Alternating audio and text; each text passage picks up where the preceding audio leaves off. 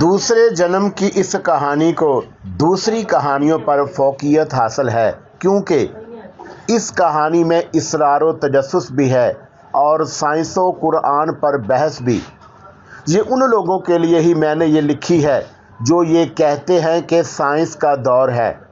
اس دور میں مذہب کا اثر کم سے کم ہوتا چلا جائے گا۔ ایسا کہنے والے کسی حد تک غلط ہیں۔ میں نے اسی نقطے کو مرکز بنایا ہے۔ سائنس و اسلام پر ایسی کوئی کہانی شاید ہی آپ نے پڑھی یا سنی ہو۔ اس کہانی میں تھرل بھی ہے اور سسپینس بھی، پر اسراریت بھی ہے اور سائنس بھی، یعنی ایک کہانی میں کئی قسم کی کہانیاں ہیں۔ یہ تجربہ آپ کو کیسا لگا ضرور بتائیے گا۔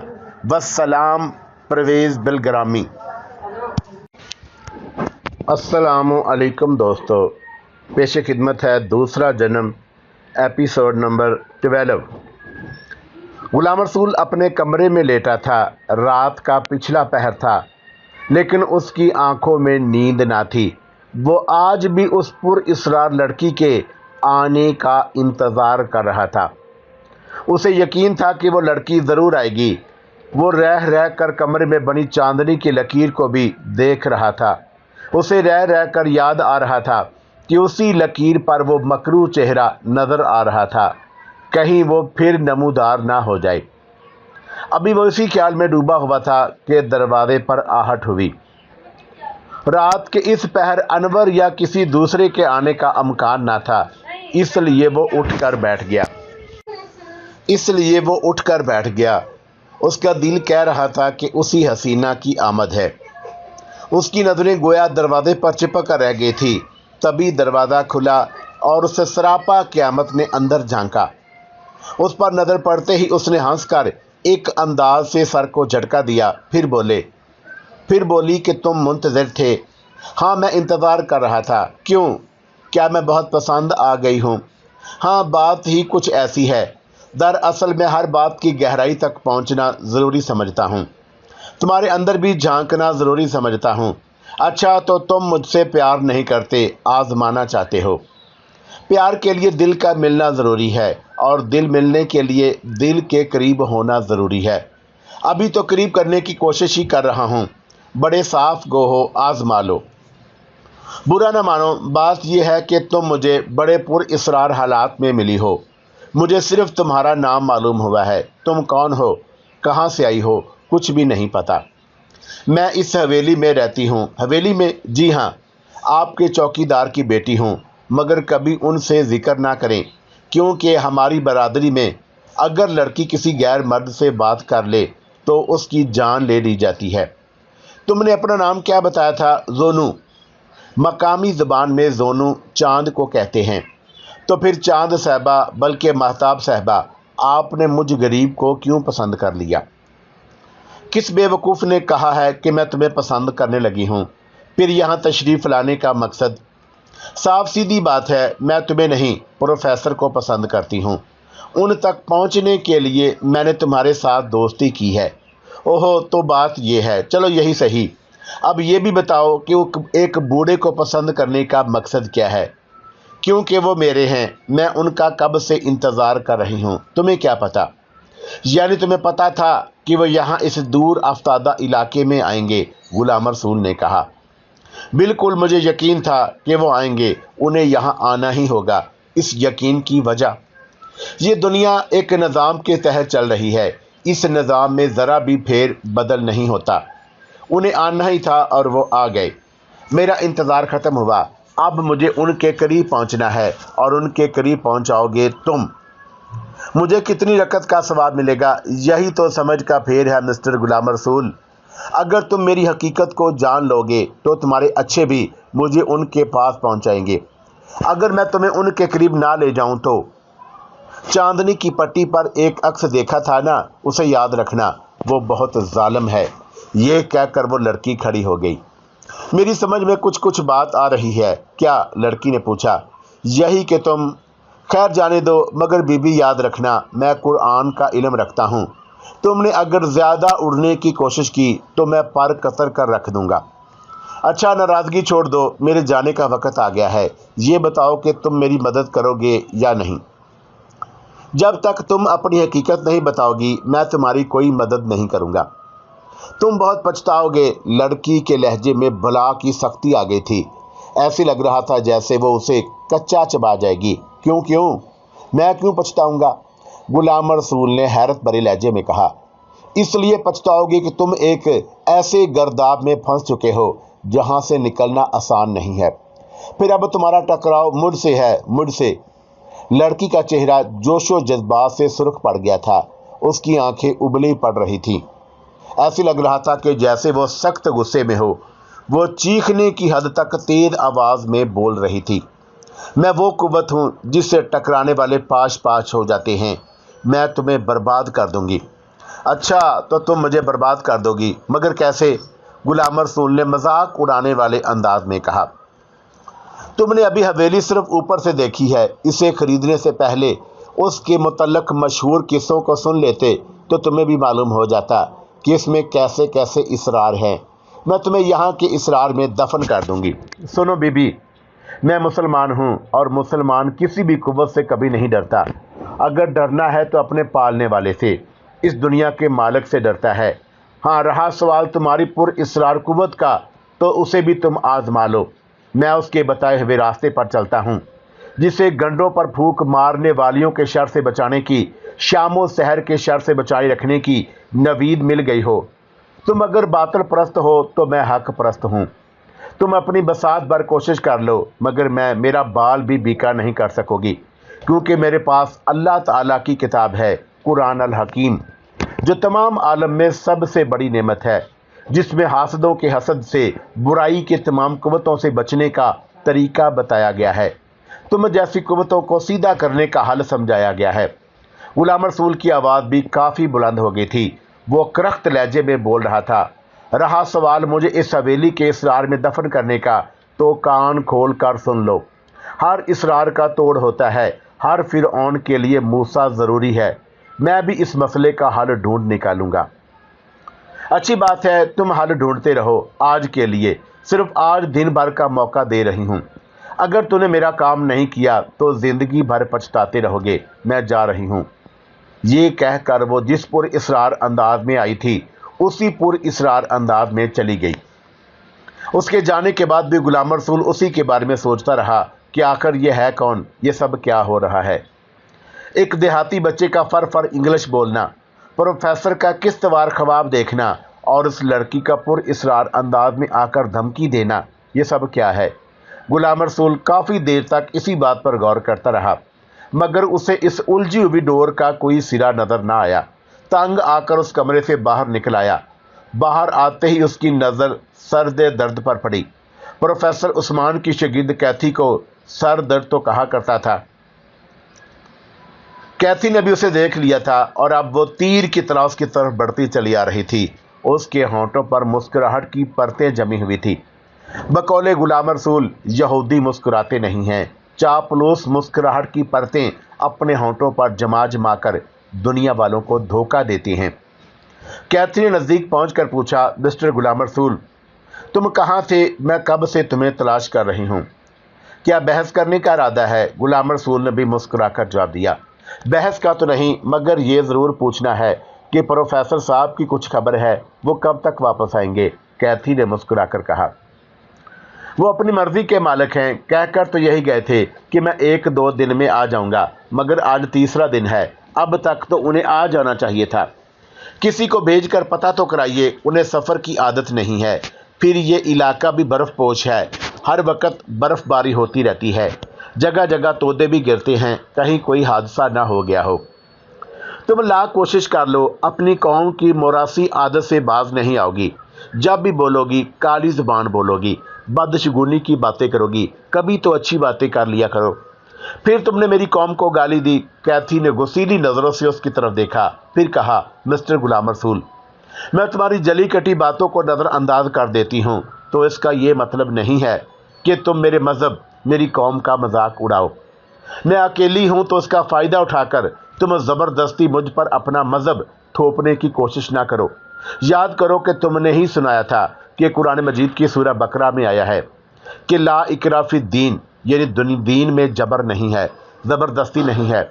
اگر زبردستی ہوتی تو اللہ تعالیٰ تمام مخلوق کو زبردستی اپنے پسندیدہ دین میں داخل کر دیتا کہ وہ بہت بڑا قدرت والا ہے۔ ارے تم تو برا مان گئی، میں نے کب زبردستی کی ہے؟ غلام رسول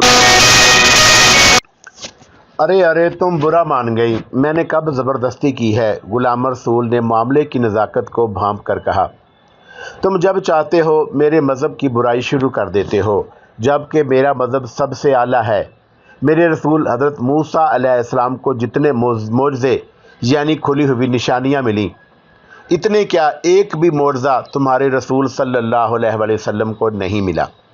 تم نے بات چھیڑ ہی دی ہے تو سن لو، معجزہ ہر رسول کی پہچان ہے۔ رہا سوال میرے رسول صلی اللہ علیہ وسلم کا، تو محترمہ حضرت محمد مصطفیٰ صلی اللہ علیہ وسلم صرف ہمارے رسول نہیں ہیں، وہ تمام عالم کے رسول صلی اللہ علیہ وسلم ہیں، اور عالم میں صرف زمین نہیں، سورج، چاند، زحل، عطارد، مریخ وغیرہ وغیرہ سب آتے ہیں، یعنی پوری کائنات کے رسول ہیں۔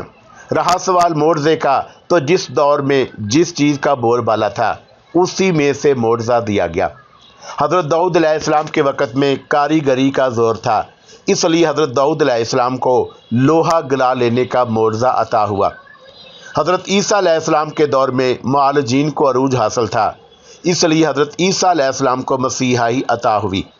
حضرت موسیٰ علیہ السلام کے دور میں جادو سحر کو معراج سمجھا جاتا تھا، اس لیے حضرت موسیٰ علیہ السلام کو ید بیضا اور عصا عطا ہوا، جو اپنے آپ میں بہت قوی سحر تھا۔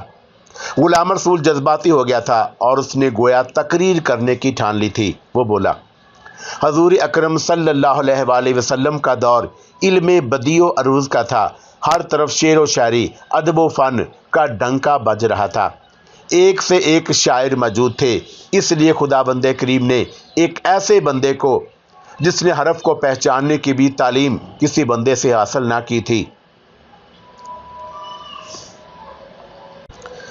اس سے ایسے علم و فن کی باتیں پہنچائی جن پر جتنا غور کرو عقل ناکافی ثابت ہو۔ قرآن پاک بذات خود معجزہ ہے۔ رسول اللہ صلی اللہ علیہ وسلم کے ہاتھ پر کنکر و حمد و ثنا کریں، شجر و ہجر رسالت کی گواہی دیں، سورج غروب ہو کر پھر لوٹ آئے۔ ایسے لاتعداد معجزوں کو تو چھوڑو، اتنا ہی کافی ہے کہ نام محمد صلی اللہ علیہ وسلم خود معجزہ ہے۔ یہ لفظ عربی لغت یعنی زبان میں موجود تھا، مگر اس سے پہلے کسی نے اپنے بچے کا یہ نام نہ رکھا، کسی کے ذہن میں آیا ہی نہیں۔ یہ لفظ اس دور میں بھی معتبر رہا جب نام کو بگاڑنے کا رواج تھا کہ ہر نام کا ایک لفظ گرا کر بولتے تھے، جس سے معنی کچھ سے کچھ ہو جاتا تھا۔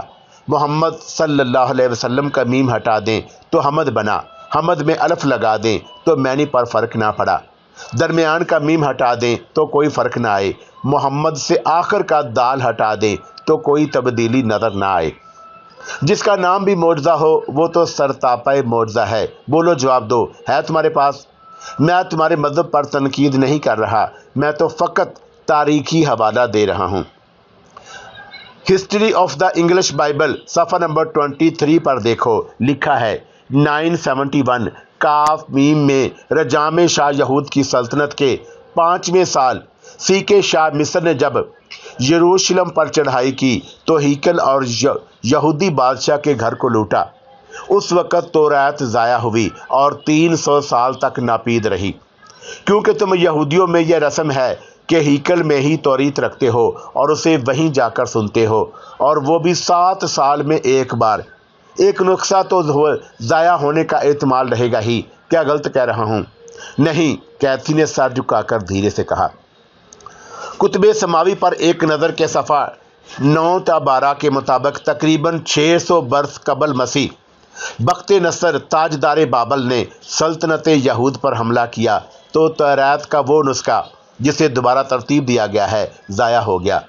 یونان کے بادشاہ انطاکیہ نے حملہ کیا تو توریت کا مقرر ترتیب شدہ نسخہ جل گیا، یعنی کہ بار بار نسخہ ترتیب دیا جاتا اور وہ برباد ہو جاتا۔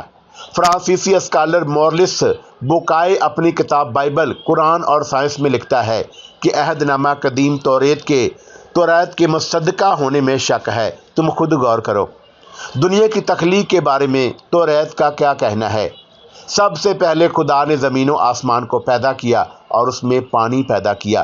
اس کے بعد روشنی کو پیدا کیا اور اسے تاریکی سے جدا کیا اور اس میں پانی پیدا کیا۔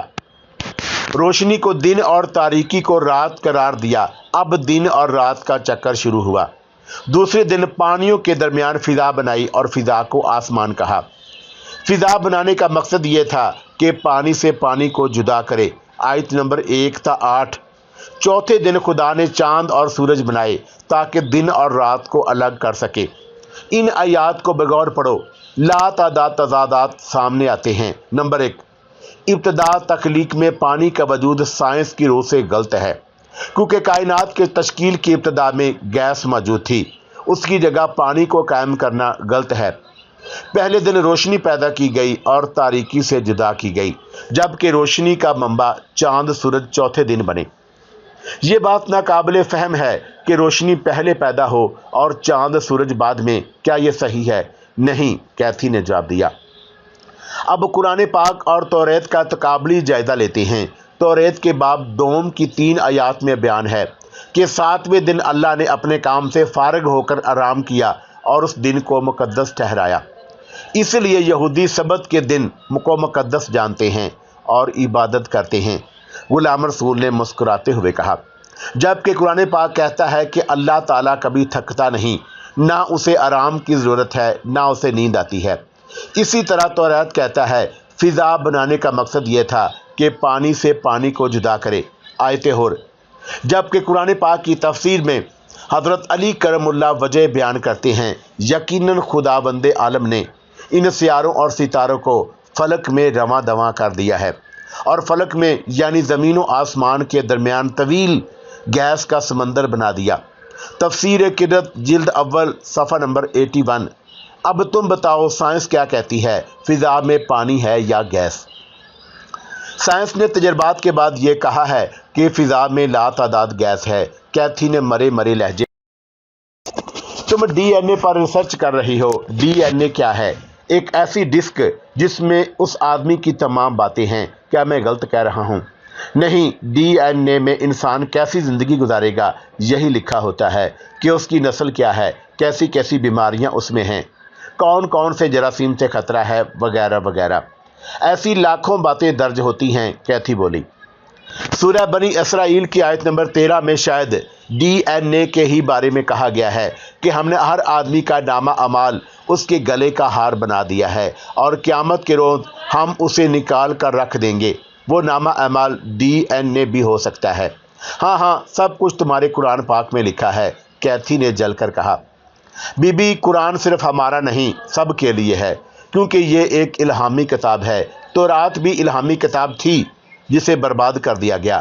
قرآن کی پہلی آیت میں جو کچھ ہے وہی آخری آیت میں بھی ملے گا، وہی حدیث رسول صلی اللہ علیہ وسلم میں بھی، کوئی فرق نہیں ملے گا، کیونکہ یہ سب ایک ہی زنجیر کی کڑیاں ہیں۔ مگر توریت میں تضاد در تضاد ملتا ہے جو شکوک پیدا کرتا ہے۔ پھر اس میں ایسی باتیں شامل کر دی گئی ہیں جو توریت کو مشکوک بنا رہی ہیں۔ پیدائش باب نمبر 19 میں توریت کا ارشاد ہے، حضرت لو علیہ السلام کے سلسلے میں بڑی بیٹی نے چھوٹی سے کہا کہ ہمارا باپ بوڑھا ہے اور دنیا میں کوئی مرد نہیں جو دنیا کے دستور کے مطابق ہمارے پاس آئے۔ آؤ ہم اپنے باپ کو شراب پلائیں اور اس سے ہم آغوش ہوں تاکہ ہمارے باپ سے نسل باقی رہے۔ یہ پورا قصہ تم خود پڑھ لینا، کیونکہ دونوں بیٹیوں کا جو قصہ بیان ہوا ہے اور جو مناظر بتائے گئے ہیں، ایسا کسی الہامی کتاب میں ہونا ناممکن ہے۔ مجھے بتاتے ہوئے بھی شرم آئے گی۔ سب سے اہم بات یہ ہے کہ کوئی پیغمبر کبھی شراب جیسی نجس چیز کو ہاتھ لگا ہی نہیں سکتا، کیونکہ شراب عقل سے بیگانہ کرتی ہے۔ پھر یہ بھی دیکھو کہ کیا کوئی معمولی انسان بھی کبھی اپنی بیٹی کے ساتھ رات گزار سکتا ہے؟ اگر مان لیا جائے کہ اسے شراب نے عقل سے بیگانہ بنا دیا تھا، تو کیا فرشتے بھی اسے روک نہ سکے؟ اور معاب بن امی نامی 2 بیٹے بھی پیدا ہو گئے۔ ننھی بچی مذہب کھیل نہیں ہے، مذہب تو معاشرے کی صحیح شکل واضح کرتا ہے۔ اگر کسی مذہبی کتاب میں بگاڑ کی باتیں ہوں گی تو یقیناً وہ جعلی کتاب ہوگی، اور جس کے مذہب کی بنیادیں غلطیاں بے شمار ہوں اور ان پر تنقید تو کی ہی جا سکتی ہے۔ میں تم سے یہ سننے نہیں آئی ہوں کہ کس مذہب کی کتاب جعلی ہے اور کس کی اصلی، کیتھی نے چڑھ کر کہا۔ یہ بات تو عرض راہ تذکرہ آ گئی، اصل میں یہ بتانے بلکہ تم سے ڈسکس کرنے تمہارے پاس آنے والا تھا کہ میرے پاس ایک ایسی لڑکی آ رہی ہے جس کا دعویٰ ہے کہ یہ اس کا دوسرا جنم ہے۔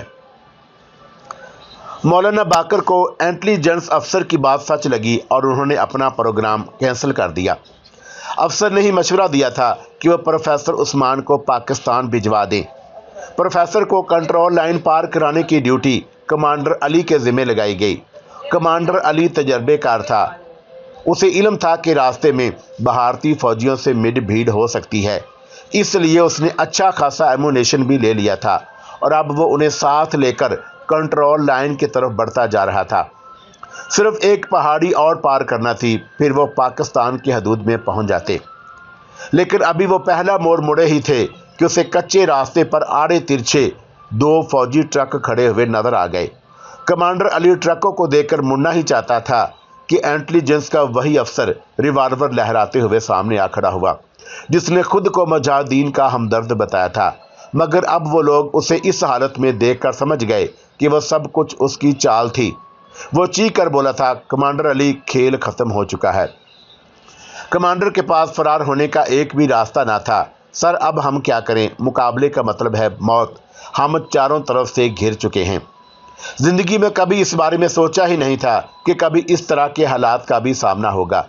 تم لوگ ان حالات کے عادی ہو، کوئی راستہ نکالو، پروفیسر نے جواب دیا۔ میں اگر پکڑا گیا تو کوئی خاص بات نہیں ہوگی، مگر آپ یہ کمینے زمین و آسمان ایک کر دیں گے، سفارتی مہم کے ذریعے حکومت پاکستان کا ناک میں دم کر دیں گے، بلکہ یہ مشہور کر دیں گے کہ آپ کو حکومت پاکستان نے بھیجا ہے۔ لیکن حکومت پاکستان مجھے کیوں بھیجنے لگی؟ پروفیسر عثمان نے حیرت سے کہا۔ اسے تو یہ بھی علم نہیں کہ میں پاکستان میں رہ رہا ہوں۔ میرے بزرگ، یہاں یہ تک ہوتا ہے کہ برسات میں کسی گھر کی دیوار گر جائے یا کوئی آوارہ کتا بھی مر جائے تو اسے ISI کی سعادت دیتے ہیں۔ اس لیے میرا تو خیال ہے کہ ہم اپنا نام شہداء میں لکھوا لیں۔ اگر مجھ جیسے گناہ گار کی قسمت میں شہید ہونے کی سعادت لکھی ہے تو اس سے اچھی بات کیا ہوگی؟ اپنا ریوالور مجھے دے دو، میں مقابلہ کروں گا، پروفیسر نے پرجوش آواز میں کہا۔ نہیں جناب، ہم آپ کو اس طرح بے سبب نہیں مرنے دیں گے، کمانڈر نے کہا۔ ہم 2 ہیں اور وہ 5، زیادہ فرق بھی نہیں ہے، اس لیے لڑ کر مریں گے۔ یہ کہہ کر پروفیسر نے خود ہی ریوالور اٹھا لیا۔ اس سے پہلے کہ پروفیسر عثمان نے ایک چڑیا بھی نہیں ماری تھی، لیکن اب وہ آدمی مارنے پر تیار تھے، کیونکہ اب نہ وہ مشہور سائنٹسٹ تھے اور نہ بوڑھے۔ اس وقت وہ ایک مجاہد کی طرح سینہ سپر ہو چکے تھے، کیونکہ ان کی نظروں کے سامنے مسلمانوں کی بے کسی اور بے بسی کی تصویریں رقصاں تھیں۔ پھر انہیں پکڑ کر یقیناً تشدد کا نشانہ بنایا جاتا اور عیش و آرام میں زندگی گزارنے والا شخص تشدد کے آگے بآسانی جھک سکتا تھا اور ان کے لکھائے ہوئے بیان کو ٹی وی کے سامنے دہرا سکتا تھا، جس کا سیدھا اثر پاکستان پر پڑتا۔ جو لوگ اپنا یہاں کتا مرنے پر کہتے ہیں کہ یہ ISI کی سازش ہے، وہ تو پروفیسر کو بھی ISI کا نمائندہ کہلوا سکتے تھے۔ اس لیے پروفیسر نے پستول اٹھا لیا تھا۔ تبھی دھائیں دھائیں کی آواز سے پورا علاقہ کانپ اٹھا تھا۔ فوجیوں نے بغیر کسی اشتعال کے فائرنگ شروع کر دی تھی۔ ونڈ اسکرین ٹوٹ چکا تھا۔ وہ دونوں اگر سیٹوں کے درمیان دبک نہ جاتے تو شاید اب تک زخمی ہو چکے ہوتے۔ وہ دونوں نہایت ہوشیاری سے پچھلی طرف اتر گئے تھے۔ پروفیسر کا اس معاملے میں تجربہ صفر تھا، مگر کمانڈر علی ایسے نہ جانے کتنے مار کے سر کاٹ چکا تھا۔ اس نے اپنا جرمن ساخت کا ریوالور اور لوگر ہولسٹر سے نکالا اور نشانہ لے کر فائر کیا۔ اس کی ریوالور سے نکلی ہوئی گولیاں نشانے پر پڑیں اور 2 فوجی اچھل کر گر پڑے۔ وہ فوجی ٹرک سے اترے اور جن میں سے ایک ٹرک کے انجن کی آڑ میں ہو گیا اور فائر کرنے لگا۔ ٹرک کی دوسری طرف سے جھک کر دوڑتے ہوئے ایک اور دوسرا فوجی آگے آیا تھا۔ پروفیسر نے آنکھیں بند کر کے زندگی کی پہلی گولی چلائی۔ یکے بعد دیگر 2 فائر کیے اور پھر آنکھیں کھول کر دیکھا۔ گولیاں اس کی پیشانی پر لگی تھی۔ اندازے پر چلائی گئی گولیاں اپنا کام کر گئی تھیں۔ झुक कर दौड़ने वाले फौजी की पेशानी पर गोली लगते ही वो दूर तक लड़खता चला गया था और उसके चेहरे पर खून फैल गया था। फौरन ही कमांडर अली ने भी 2 फायर किए। एक और फौजी लड़ गया, जबकि दूसरा उछलकर सड़क के नीचे बरसाती नाले में जा गिरा। वो जितनी देर तड़पता रहा, पानी में तलातुम रहा। उसके बाद बेतदरीज पानी पुरसकून हो गया। अली ने इतनी देर में अपनी लाइट मशीन गन निकाल ली और उसने नाल सीधी करके लीवर खींच दिया था। गन की नाल से मुतअद्दिद गोलियां निकलकर शीशे से टकराईं तो शीशा चकनाचूर हो गया और उसके टुकड़े उन पर बरस पड़े और उसने जिसे निशाना बनाया था वो चंद सानियों तक तड़पा, फिर खामोश हो गया। उसके पेट और सीने में बहुत सी गोलियां लगी थी, इसलिए खून उबल रहा था। फिर ट्रक के ऊपर से हौलनाक तरतराहट के साथ फायरिंग शुरू हो गई। अली ने पीछे की जानब से छलांग लगाई और प्रोफेसर को लिए हुए नीचे जा पड़ा। वो उन पर झुका हुआ था ताकि कोई गोली उन्हें नुकसान ना पहुंचा दे। उस कार को वो तीनों फौजी 3 तरफ से निशाना बनाए हुए थे और उन पर गोलियां बरसा रहे थे। अली ने सोचा कि अगर वो कार से दूर ना हटा तो चूहे की मौत मारा जाएगा, इसलिए वह प्रोफेसर का हाथ थामे जमीन पर लड़कता हुआ ढलान की जानब बढ़ता जा रहा था। अभी वह सड़क के किनारे पहुंचे ही थे कि उसकी नज़र ट्रक की जानब उठ गई। एक फौजी ग्रैंड का पिन दांतों से निकालने की कोशिश कर रहा था। यकीनन अब वो उसे कार पर फेंकेगा, ये सोचकर वो प्रोफेसर को खींचते हुए नीचे लटकता चला गया। दाएं दाएं 2 लर्ज़ाखेज़ धमाके हुए, शोलों की कून दिखाई दी। ठीक उसी वक्त कमांडर अली ने उस पर फायरिंग की तो वो कराह कर उलट गया। दूसरी तरफ से एक और फौजी आ रहा था।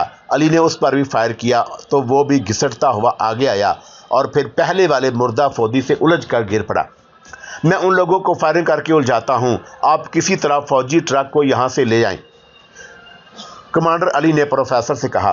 प्रोफेसर अपनी और कमांडर अली की जान बचाने के लिए मुख्तलिफ चीज़ों की आड़ लेते हुए ट्रक की तरफ बढ़ते चले गए। उन्होंने ट्रक के नज़दीक पहुंचकर अतराफ का जायज़ा लिया। बच जाने वाले फौजी दूर दूर थे, मौका मुनासिब था। वो ट्रक पर चढ़े और उसे ड्राइवर करते हुए कमांडर अली के पास ले आए।